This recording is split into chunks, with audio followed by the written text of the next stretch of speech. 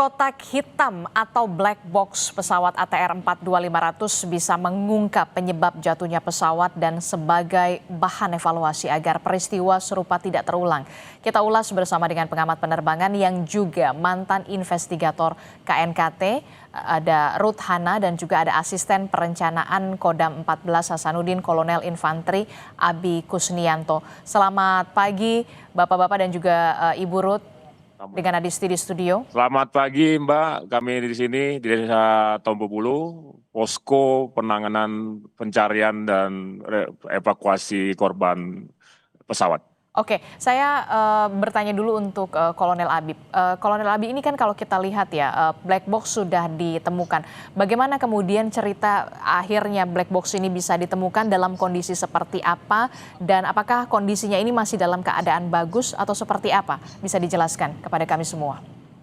Untuk black box ini ditemukan oleh tim kami yang mencari atau mengecek ke lokasi terjadinya bencana ataupun tabrakan pesawat ATR tersebut.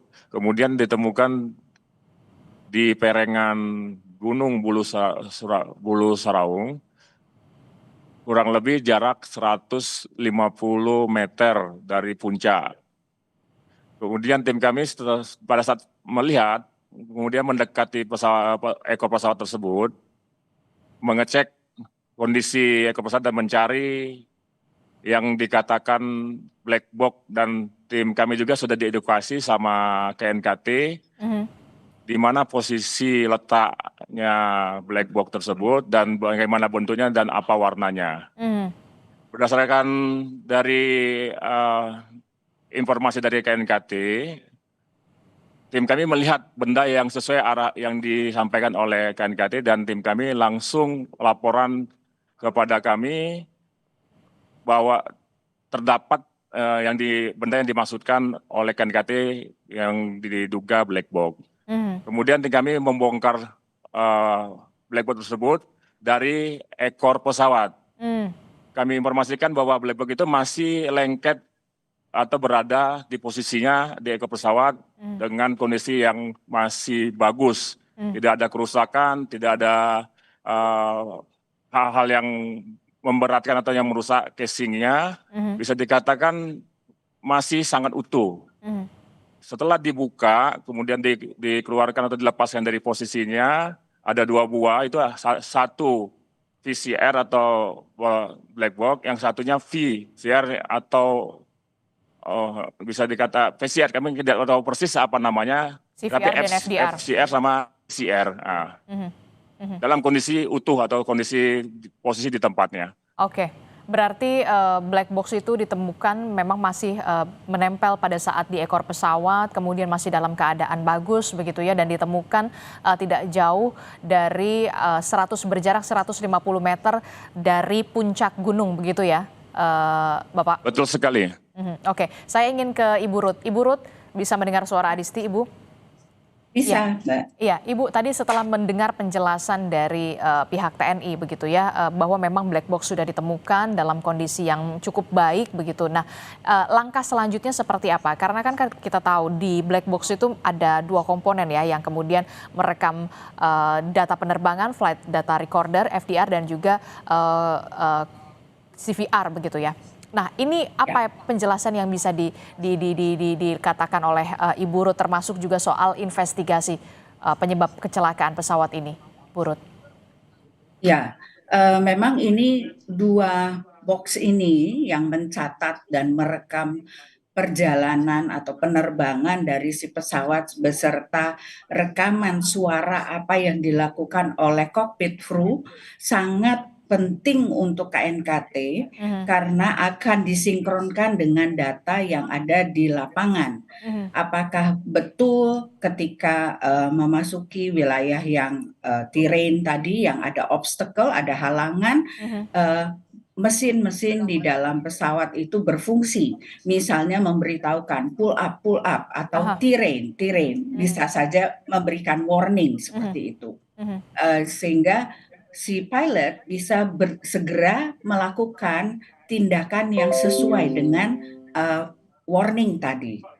atau merekam juga arahan dari ATC, apa yang ATC minta untuk si pesawat misalnya jangan melalui jalur tersebut. Nah, itu terekam semua di dalam cockpit voice recorder atau CVR. Kemudian FDR itu mencatat heading si pesawat, kecepatan si pesawat, kemudian ketinggian pesawat, serta apakah ada wind shear, ada angin dari samping, atau ada obstacle lain yang bisa membuat distract dari si cockpit kru. Jadi dua-duanya ya, antara first officer dan PIC-nya, pilot in charge.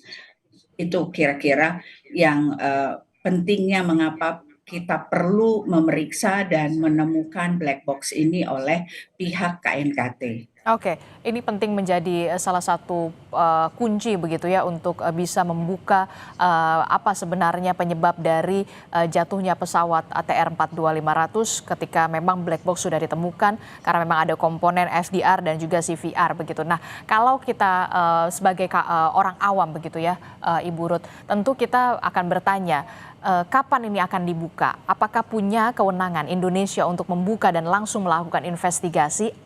Ataukah kemudian black box ini karena memang pesawat ATR ini buatan Italia atau Perancis begitu harus dibuka di pabrikan negara asalnya? Itu yang kemudian menjadi pertanyaan kita. Kenapa?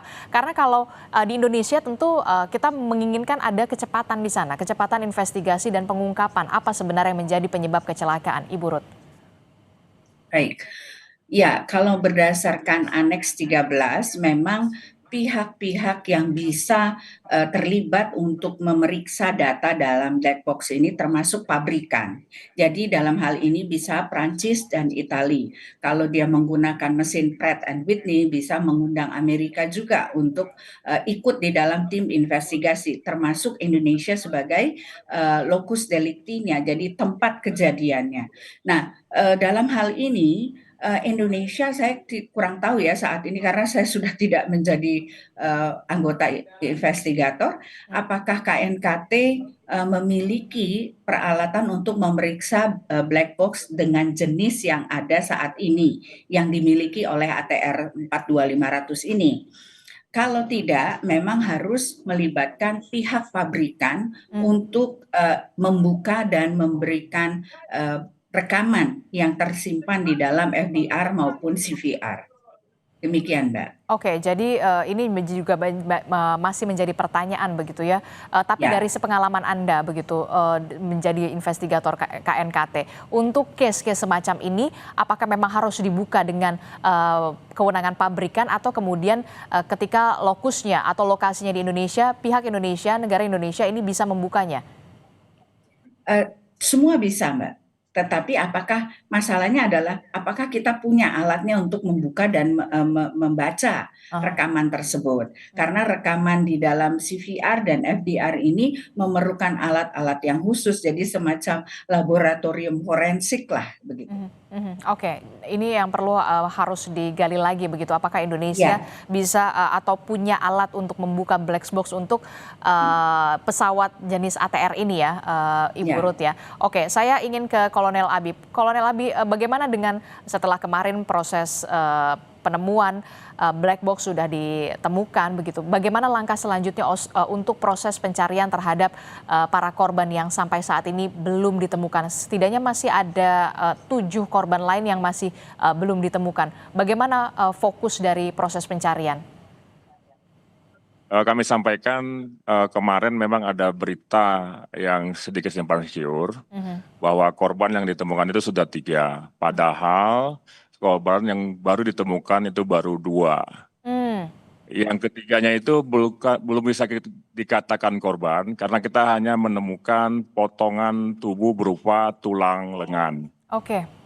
Hingga di tempat kejadian diperkirakan masih terdapat 8 korban lagi yang belum ditemukan.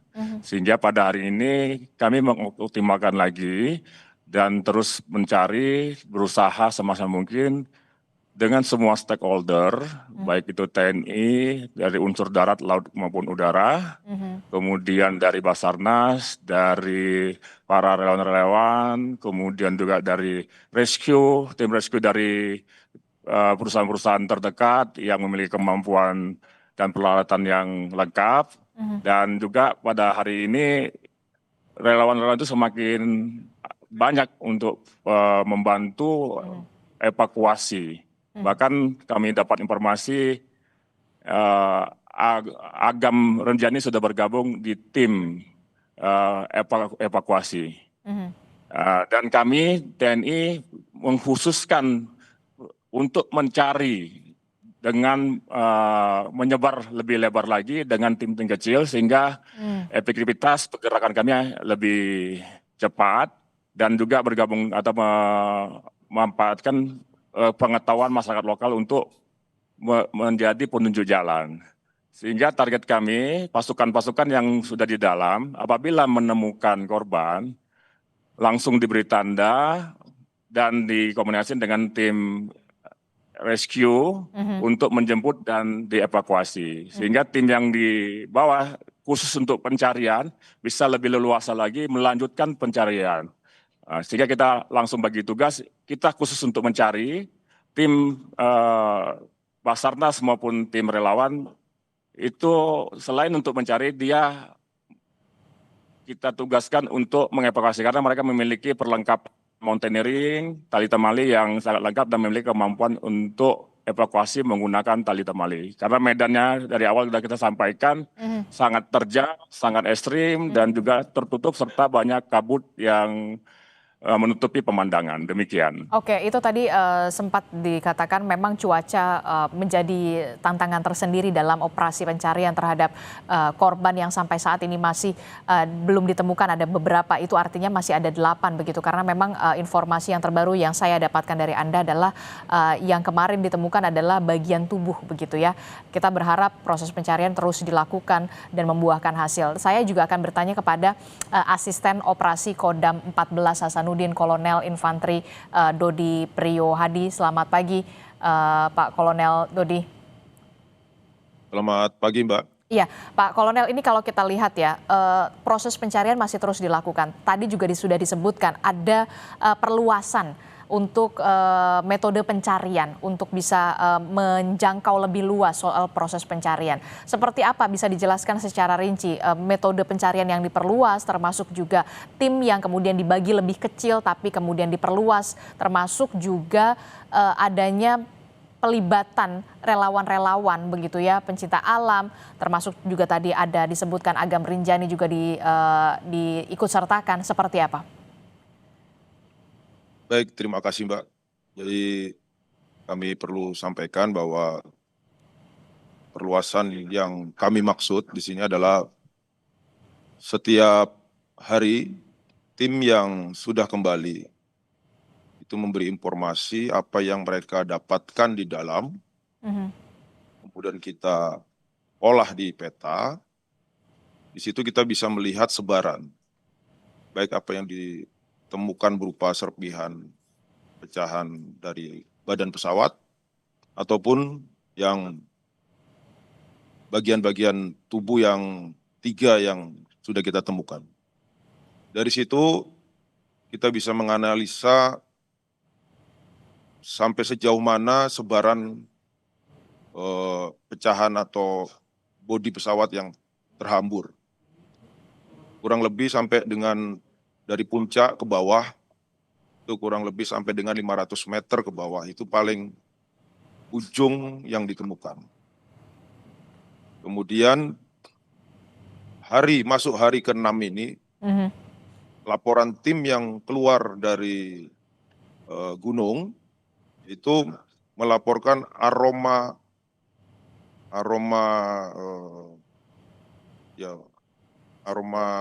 Tidak sedap. Apa namanya itu? Ya, aroma tidak sedap sudah mulai dicium oleh tim. Nah, laporan itu kita tandai lagi. Sehingga tim yang masih di dalam itu kita gerakkan menuju ke hal-hal atau tanda-tanda seperti itu. Kemudian hari ini kita juga sudah akan menggerakkan, ini tadi kita sudah briefing, saat ini mereka masuk, itu kurang lebih nambah lagi kita 8 tim, sehingga yang masih di dalam ini ada 11 tim.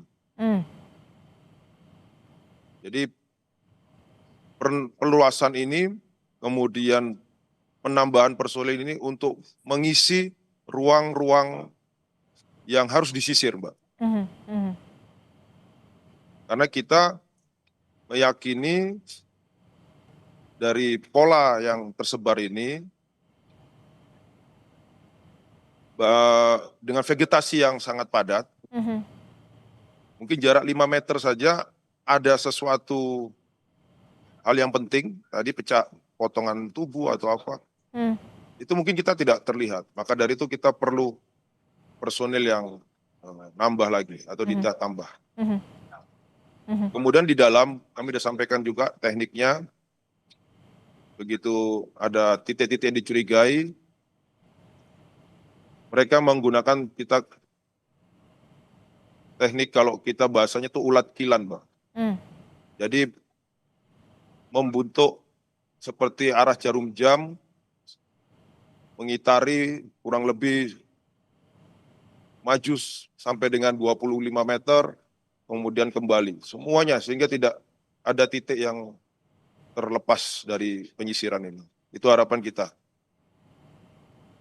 Oke, baik. Tentu kita juga berharap memang dengan adanya penambahan tim dan juga personil ini bisa kemudian membuahkan hasil yang lebih cepat agar keluarga juga bisa mendapatkan kabar baik dengan proses pencarian ini di tengah tantangan luar biasa yang saat ini dihadapi oleh tim SAR gabungan, baik itu dari Basarnas, kemudian TNI, Polri, bahkan relawan begitu ya, pecinta alam yang juga turut serta untuk melakukan pencarian di sana.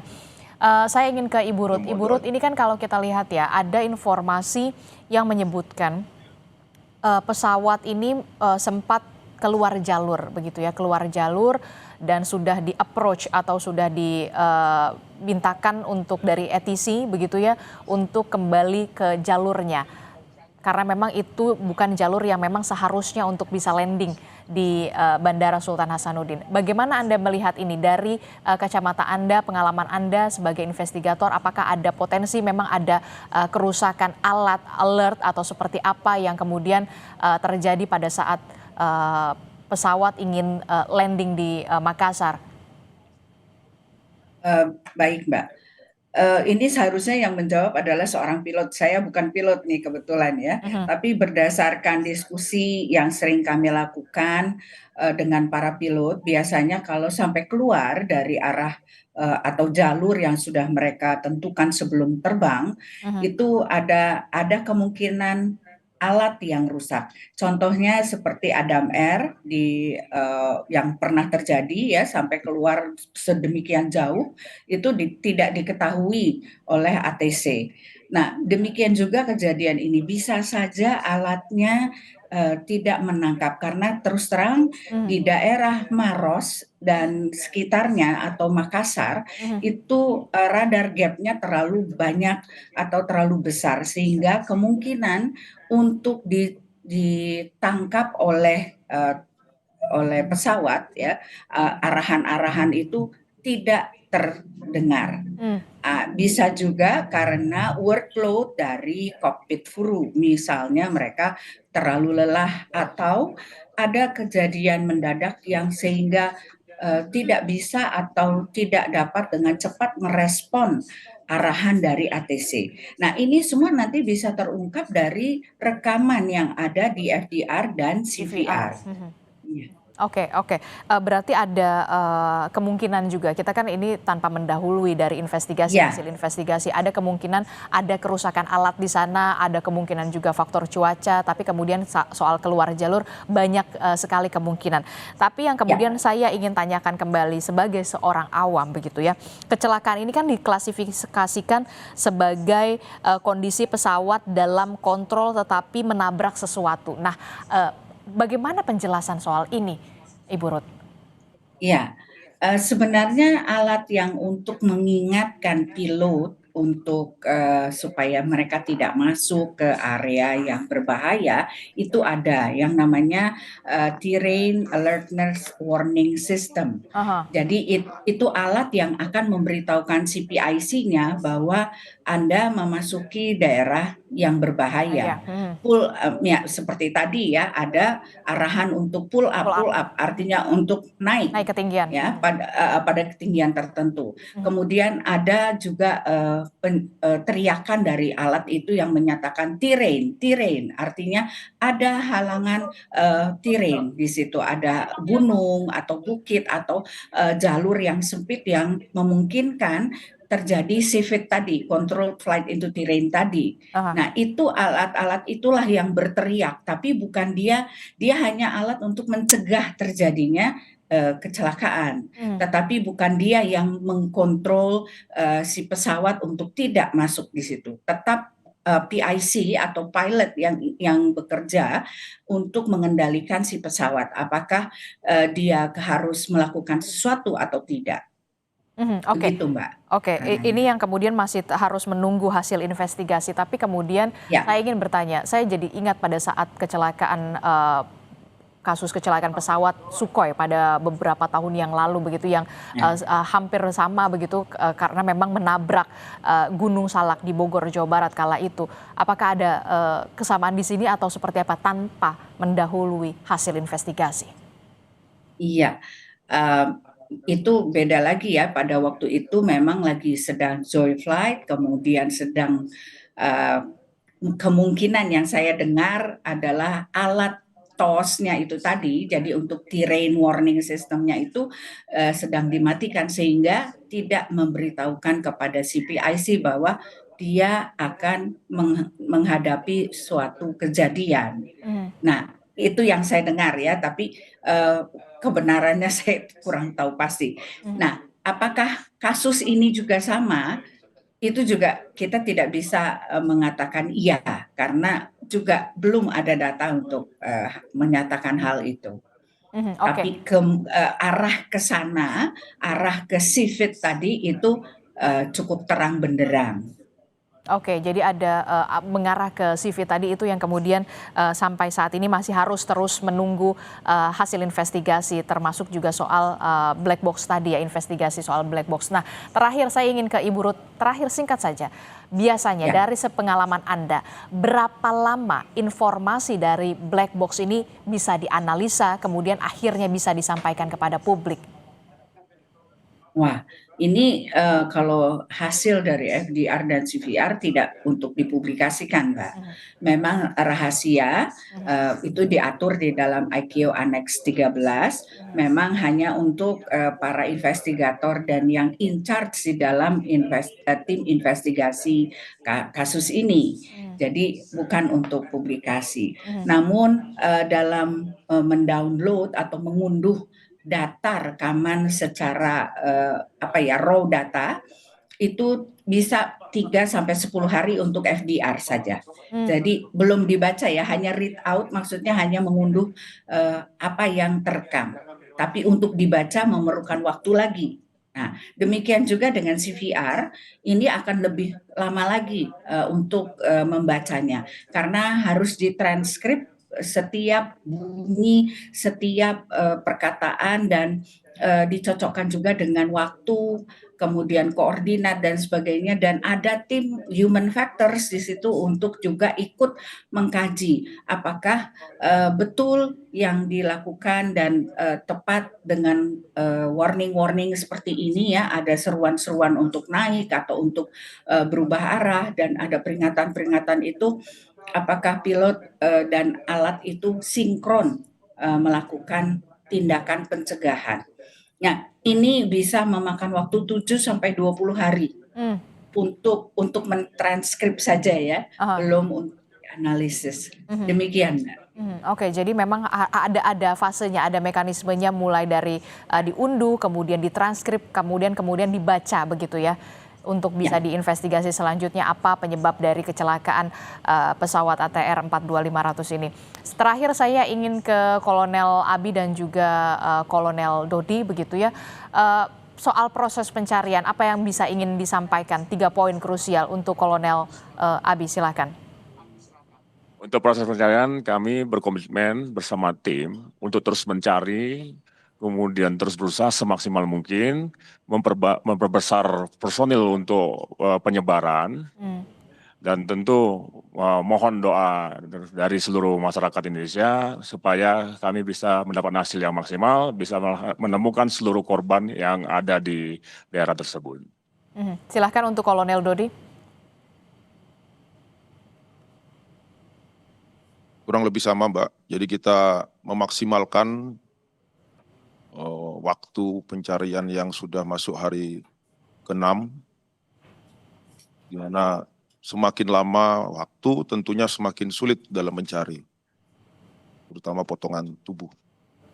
Ini yang terus kita fokuskan dan tentunya sama kita doakan apa yang kita lakukan ini demi kemanusiaan segera bisa tuntas dan selesai. Terima kasih. Oke, baik, tentu kita berharap proses pencarian ini bisa berjalan secara lancar, begitu tidak ada halangan. Terima kasih Asisten Operasi Kodam 14 Hasanuddin Kolonel Infantri Dodi Priyohadi telah bergabung bersama kami. Dan juga ada Asisten Perencanaan Kodam 14 Hasanuddin Kolonel Infantri Abi Kusnianto yang juga sudah bergabung bersama kami, sekaligus juga pengamat penerbangan yang juga mantan investigator KNKT, Ibu Ruth Hana, juga telah bergabung bersama kami dan memberikan pendapat serta perspektifnya. Terima kasih Ibu, terima kasih Bapak-Bapak. Assalamualaikum, selamat pagi, sehat selalu.